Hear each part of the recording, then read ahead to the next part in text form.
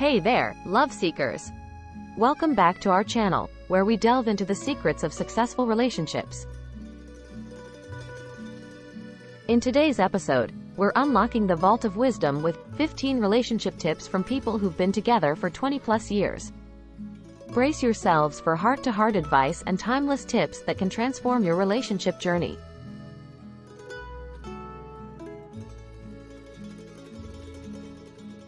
Ready to enrich your connection and create a love story that stands the test of time? Let's get started. 15 relationship tips from people who've been together for 20+ years. We've all seen them, the couples who can't keep their hands off each other.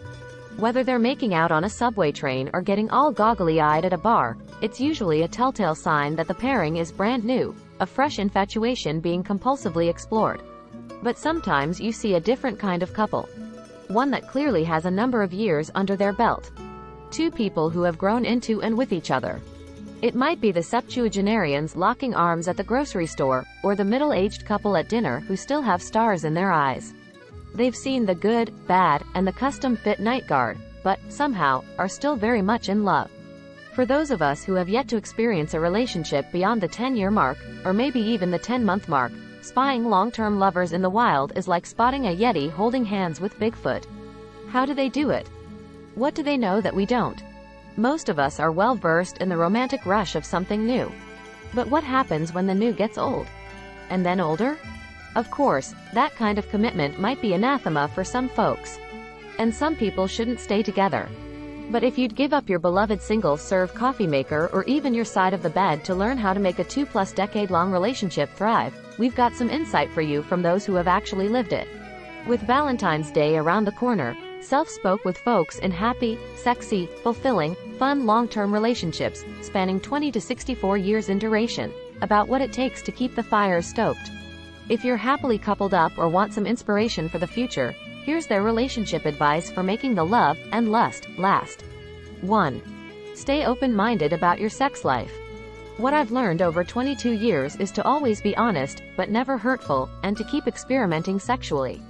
We live by the rule of GGG, which is short for good, giving, game. You should strive to be good in bed, give each other equal time and pleasure, and be game for anything, within reason. What I thought was hot at 25 when we were first married isn't necessarily what I think is hot now, so you never know what you might like if you don't try it. My husband has also done a ton of investigation into different sexual techniques, which has led to the most powerful orgasms I've ever had, in my 40s. The other crucial element is that we never, ever criticize each other's bodies. In our 22 years, not once has my partner made me feel ashamed of my body. Instead, he's made me feel celebrated. In turn, I'm comfortable enough with him to do anything. I know all he sees is a dope lady who is his mate for life. 2. Carve out time for just the two of you. My husband and I have twin teenage boys. Their lives are pretty jam-packed, which means ours are, too, so my husband and I make it a point to spend time together, just us. It doesn't have to be an over-the-top fancy date night. Most times, it's a Sunday morning walk, a trip to the farmer's market. We'll even treat running errands together like it's a date. Making time to connect to show each other that you matter in the craziness of everyday life is so important. 3. Learn each other's values. We have learned about and accepted each other's love language. We talk about what is important to us and what makes us feel loved. Huge, grand gestures can be wonderful, but after a number of years, they simply turn into gestures. Sometimes the littlest acts of love can feel the most intimate. Touch is important to me, so we hold hands while watching TV, a tiny gesture that never goes unnoticed. Verbal expressions are important to my partner, so I make sure to say, "I love you," to him every day. Often it's the smallest efforts that have the biggest payoff. 4. Try not to let arguments turn into screaming matches. A dear friend, who is in the initial phase of a divorce, recently mentioned that her spouse was unwilling to work on their anger issues and told her that yelling is normal. Her eyes nearly fell out of her head when I told her that my wife and I have never yelled at each other, not once, in nearly 24 years. We argue, we have disagreements, but we've never raised our voices or said unkind things to the other. It's a bedrock of our strength and our connection. Passion, sex, date nights, good times, happiness, all those things wax and wane as the years stack up. But maintaining that foundation of trust and respect is what keeps us strong, connected, and in love. Put regular sex dates on the calendar. My husband and I recommend a regularly scheduled sex intimacy date. If the time rolls around and one or the other of you isn't into it, that's okay. Use the time to enjoy each other's company in other ways. Maybe talking turns into snuggling. Maybe snuggling is all you need. Maybe snuggling turns into something else. Also, speaking as a woman in my 60s who hit menopause in my late 50s, lube rules. As does a small dose of estradiol, a form of hormone replacement therapy. If sex becomes uncomfortable, at any age, don't be afraid to talk to your doctor. 6. Nurture your friendship and delegate household tasks. My partner and I were friends first, and we continually invest in our friendship. We still go to punk shows and do things together that we've loved doing since we were 20 years old. We haven't lost sight of activities and interests that are a big part of who we are, independent of our family and our other responsibilities, as we've gotten older. And speaking of responsibilities, delegate. Be honest about what you want to do in a relationship, and what you don't want to do, then outsource the rest if you're privileged enough to do so. My husband loves to cook, and I love to do finances. Neither of us are good at home repair, and we're thrilled that TaskRabbit came along. You have to know your strengths and your weaknesses and build a system around that so you're not arguing about who should clean the toilet every Sunday morning. 7. Find ways to make each other feel appreciated. We have been married almost 50 years. During all that time, it's been important that we each continually communicate that the other is loved. My husband tells me he loves me constantly. He tells me I am the most beautiful person. For me, I'm most comfortable giving hugs each night when we climb into bed. These moments of embrace, I think, tell it all, that we are still in love and that, to me, this person is the most special. 8. Realize that choosing love is like exercising a muscle that only gets stronger over time. Continuously decide to choose your partner, with all of their virtues and faults. It can sometimes feel like work. But making that decision, especially when you're frustrated or upset, allows you to see all the great parts of your relationship and can help ensure that you don't take each other for granted.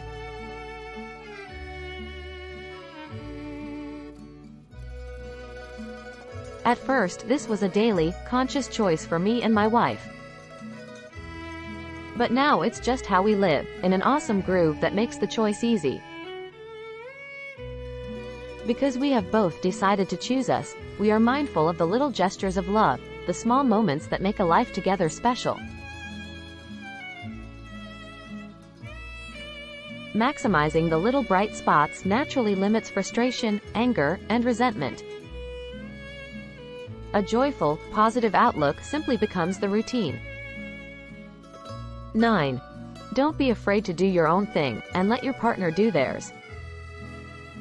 My husband and I have always respected each other as individuals. We have interests and friends that don't always commingle. But we come back together and share those experiences with each other. It allows us to learn, and it keeps our relationship interesting. Because I don't spend all my time with him, I want to spend time with him. Also, when it comes to handling the day-to-day responsibilities of running a household, I recognize that whatever I ask him to do, he will likely do it differently than I would, and that is okay.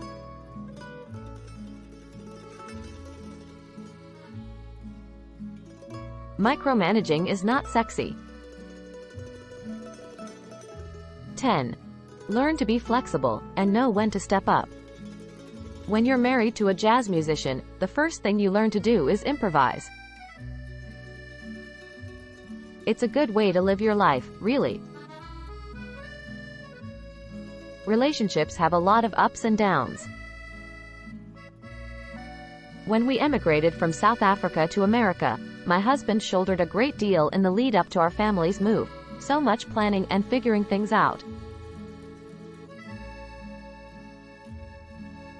The moment all 6 of us set foot on American soil, he hit his head with his hand and said, "What have I done?"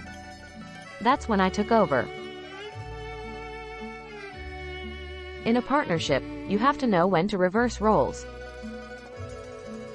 You have to have the sensitivity to know when your partner needs you.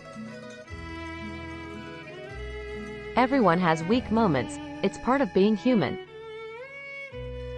Sometimes you have to see the other person's pain and step in. 11. Make sure you align on the big stuff, and the little differences won't matter as much. When I met my husband, he listened to classical music. I, on the other hand, listened to The Doors, Led Zeppelin, and Janis Joplin. He was into literature, I was into art.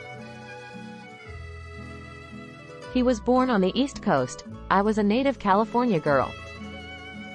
But he was kind, smart, and enjoyed being with my family. The more we hung out, the more we realized that we shared the same core values, which are very different from tastes and preferences. Core values are the character traits that matter and the beliefs that guide your behaviors, actions, and decisions.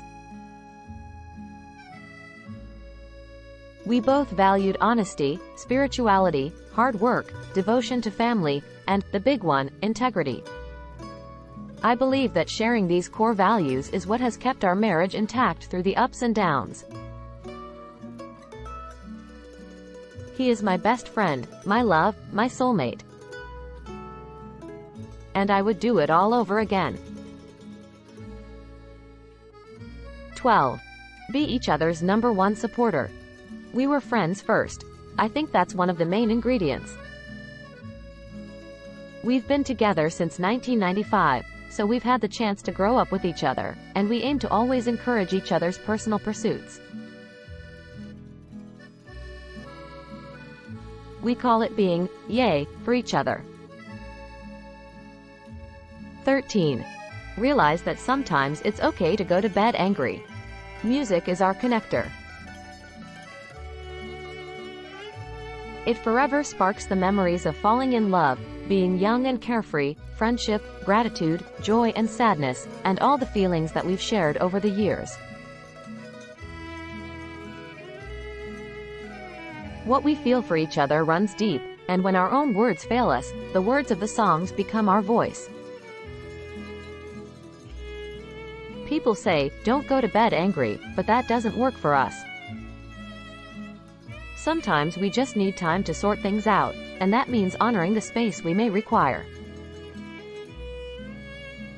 I remember one time when we had a couple of days when we couldn't seem to get over an argument. I could hardly breathe. And then I got in my car and turned on my music only to hear our favorite song by Jefferson Airplane that my husband had set to play when the motor started. Ah, you're my best friend.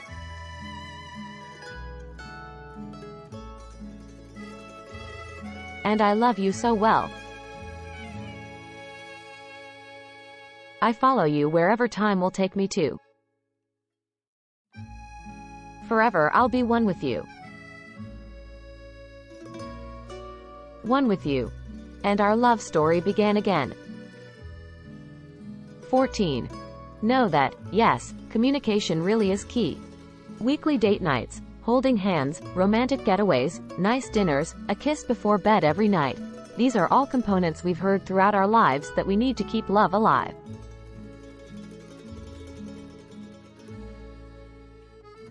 I'm not saying these can't be important parts of maintaining closeness. It's just that they really don't mean much unless they mean much. And the only way to know what means the most to you or your partner is through communication. We've been successful at growing our love through a 21-year marriage because we talk things out. I pretty much learned right away that my husband is not a mind reader. Respectful communication is what works for us. It's the root of all of it. We mutually use encouraging words and listen to each other, and try to be both honest and understanding. It's created a safe place where we can share what we need from each other to continue to grow. 15. Consider couples therapy. It's not sexy, but couples therapy is our secret. Unfortunately, many of us aren't given the tools to communicate well, and without those, we can end up feeling unappreciated, unloved, or full of resentment, all of which are major turnoffs.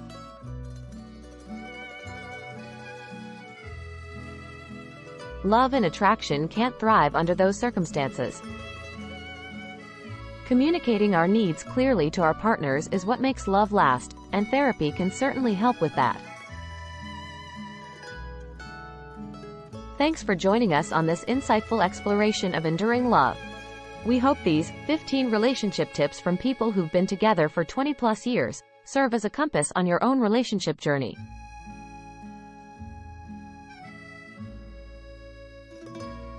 If you found these tips valuable, don't forget to like, subscribe, and hit the notification bell for more relationship gems. Remember, the key to a lasting connection is continuous learning and growth. Here's to building your own love story that lasts a lifetime. Until next time, stay connected and keep the flame of love burning bright.